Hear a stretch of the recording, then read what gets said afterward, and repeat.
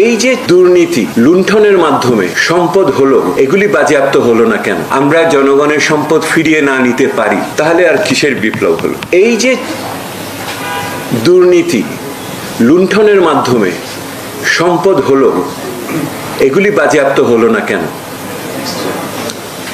এই সম্পদ কোথায় গেল? এই সম্পদ কেন সরকারের অধিগ্রহণে আসলো না? আইনানুগ পদ্ধতির ভিতর দিয়ে স্বেচ্ছাচারীভাবে করতে কিছু আমি বলি না, কিন্তু এই সমস্ত ক্ষেত্রে ব্যাংকের যে সমস্ত ঋণ ছিল সেগুলিকে সমন্বয় করার জন্য দ্রুততর আইনি পদক্ষেপের মাধ্যমে যে সমস্ত জামানতগুলো ছিল সেগুলি কেন অধিগ্রহণ এখন পর্যন্ত আমরা করতে দেখছি না, শুনছি, দেখছি না। এই পদক্ষেপ যদি দৃশ্যমান হয়, আমি নিশ্চিত এটার একটা ইতিবাচক ফল থাকবে কর আহরণের ক্ষেত্রে, কারণ তখন মানুষ কর ঠিকমতো কর দেওয়ার ক্ষেত্রে আরো বেশি ভীত হবে, না হোক উদ্যোগী হবে, এইটা আমি মনে করি। সেহেতু দুর্নীতির যে পাহাড় গড়ে উঠেছে, সেই দুর্নীতির পাহাড়ের থেকে যদি আমরা জনগণের সম্পদ ফিরিয়ে না নিতে পারি, তাহলে আর কিসের বিপ্লব হলো? যেহেতু এই পদক্ষেপ, তাহলে তো আর 10টা বছরের মতো সেই একই ঘটনা আমাদের ঘটছে। সেহেতু আর আমি শেষ যে আমার 5 নম্বর পয়েন্টটা যেটা ছিল, সেটা হলো বৈদেশিক খাতের ভারসাম্যের ক্ষেত্রে ইতিবাচকভাবে হলো যে আমার রেমিটেন্স আমার আসছে, আমাদের এটা কত দূর শক্তিশালী হবে সেটা একটু বোঝার ব্যাপার আছে আমার বিনিময় হারের সাথে সম্পর্কিত হয়ে। এবং এটাকে রাজা কৌশব বলেছেন যে আরও প্রণোদনা দেওয়ার ক্ষেত্রে আমি অবশ্য মাল্টিপল এক্সচেঞ্জ রেটের ব্যাপারে একটু অস্বস্তি বোধ করি যে একাধিক এগুলি দিলে অপব্যবহার হয় কিনা। তবে ব্যক্তি খাতের বিভিন্ন বিষয় আছে, ব্যক্তি খাতের বিভিন্ন বিষয়ের একটা তো আছে রপ্তানির বিষয়, রপ্তানি কৌশলের বিভিন্ন দিক রয়েছে, এবং কিন্তু রেমিটেন্স, রপ্তানি কৌশল এবং বৈদেশিক সাহায্য এবং বৈদেশিক বিনিয়োগ, এ তো 4টে বিষয়। তো এই সবগুলো বিষয়কে সমন্বিতভাবে দেখার জন্য একটা উদ্যোগের ব্যাপার রয়েছে, এবং দেখা দরকার যে আপনার, কারণ অনেক ক্ষেত্রে বিনিময় হার রেমিটেন্স যারা করেন তাদের যেটা যদি অনুকূলে নেন, তাহলে আপনি সেটার সাথে আপনার যারা রপ্তানি করছে বা যেটার সাথে আপনি আমদানি করছেন, ওই আমদানির ফলে তাহলে আমদানিকৃত আপনার মূল্যস্ফীতি আসে কিনা ইত্যাদির বিষয় রয়ে গেছে। সেহেতু আমি আর এগুলির ভিতরে জানিছি না। আমি আবার বলি, মূল্যস্ফীতি নিয়ন্ত্রণ, ব্যক্তি বিনিয়োগ, সরকারি ব্যয়, কর আহরণ এবং বৈদেশিক খাতের ব্যবস্থাপনা, এই আমি 5টা এলাকার কথা বলছি, আপনি আরো হয়তো বলা যেত।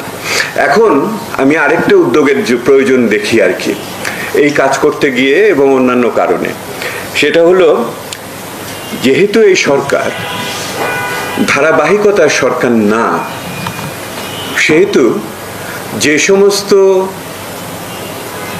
প্রতিষ্ঠান, বৈদেশিক প্রতিষ্ঠান এই আগের সরকারের সাথে সম্পর্কে ছিল, তারা এক ধরনের নিশ্চয়তা চায় যে তাদের সাথে যে সম্পর্কগুলো ছিল সেগুলো অব্যাহত থাকবে এবং ধারাবাহিকতার ভিতরে থাকবে।